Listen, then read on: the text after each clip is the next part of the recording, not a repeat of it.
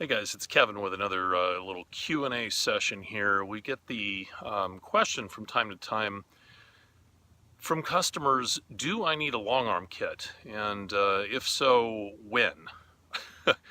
So as you can imagine, it's a pretty complicated answer. However, basically it kind of boils down to A, your budget, and B, your budget. So basically, a long arm kit basically changes all of the control arms underneath your Jeep, gives you a much better angle as far as how the suspension reacts when you hit imperfections in the trail, the pavement, that sort of thing. For a vehicle running, say, 35-ish inch tires, there's a huge difference in how it rides with a long arm kit versus a short arm kit. But you know what? What's your goal? Is your goal to buy we'll talk Cherokees and Grand Cherokees here. Wranglers vary a little bit, but is your goal to keep it cheap and to have a really useful off-road vehicle that you can take camping and you can explore trails and fire roads and do a little bit of overlanding and exploring? Or are you looking for a rock crawler? If you're looking for a rock crawler, I would suggest that perhaps you might want to start with a vehicle with a frame under it. The unibodied Cherokee and Grand Cherokee, they work great for a lot of different things, but rock crawling is not something that they really work great at out of the box. You have to modify the crap out of the chassis and so on. So if you're not looking for a rock crawler, if you indeed are looking for an overland vehicle, then I would submit to you that perhaps 2, 3, 4 inches of lift maximum with your stock factory control arms might be enough for you. And in fact, if you buy a good kit and you decide later on that you do want to upgrade to long arms at some point in time in the future, you can sell off the components that you purchased for the 3, 4 inch lift kit used and recapture some of your money, which ends up paying some of your long arm fees. So anyway, a couple of concepts there. Basically, with a Cherokee, Grand Cherokee, you're going to be able to run up to probably easily a 32-inch tire, perhaps a 33 with some trimming on short arms. If you want to go more than that, then long arms is probably the way you're going to want to go, just simply because you can get a little bit more lift underneath the thing. As far as an overall just unbelievable, budget not a budget not a problem type of rig, for sure long arms is the way you want to go. You can pick up a $3,000-$4,000 V8 Grand Cherokee. You could do so with a 6-cylinder too, Cherokee or Grand Cherokee, but it's just a hell of a lot easier with the V8. For call it 2, 3, 4 grand, one that's still got some life left in it. You can put 2, 3, 4 grand worth of suspension under it and be into it, maybe maximum of 10K. And have an unbelievably capable vehicle that will get you through the roughest stuff that you probably ever want to throw at a unibodied vehicle. And it's also going to really just track nicely down the highway. You can probably run 35s, and some people run even taller tires than that with some trimming.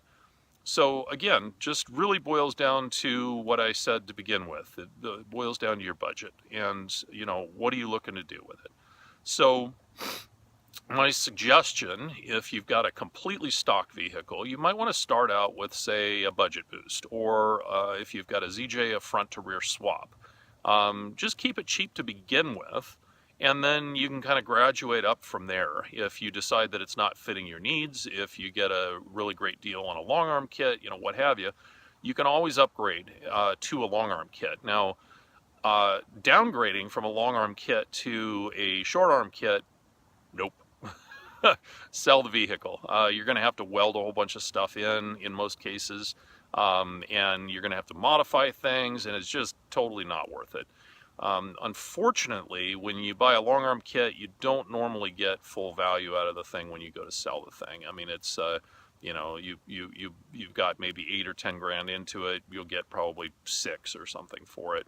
So just realize that if you do go long arms, you're going to end up taking some money out of your pocket.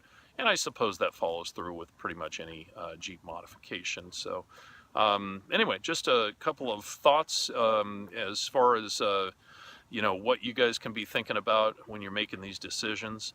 And if you have questions or if you want some clarification, just go ahead and type them in below here, and we'll be happy to get back to you and give you some perspective and some thoughts. I will tell you that, if you've got no budget constraints, long arm kit is it's the ideal. There's no two ways about it. It's going to be just a Cadillac on the highway once it's set up properly. You're going to be able to crawl over, boulders 2-3 feet in diameter. I mean, it really is the way to go if you've got a clear budget and you don't have constraints like mortgage payments and milk and things you're going to have to buy for your family on a weekly basis. So you got extra money laying around, for sure, totally. Long arm kit's the way to go. If you're looking to build a budget rig that you can upgrade later if you choose to do so, you can throw, call it $500 or $1,000 a month at and slowly kind of build up. Then you know what? Start with short arms and work it from there. Front to rear swaps really good for ZJs. 3-4 inch lift kit, short arm style, works really good for XJ, WJ, and ZJs, all three. I'll do another video for Wrangler specifically, but those three vehicles are fairly highly related to each other. And then I guess I should probably mention the WK and the WK2 Grand Cherokees. Completely different issue. We'll do a completely different video for them as well. So thank you for tuning in. Again, if you have any questions, just post them below and we'll give you our feedback as best we can. We've been doing this a hell of a long time. I've had long arms running on, probably 15 years now altogether. 2 different vehicles I've had with long arms, and for the bang for the buck, for me, there's no two ways I would do it any other way. But that said, there's other ways to build. Thanks for tuning in. Appreciate it. And we'll catch up with you real soon. Thanks again.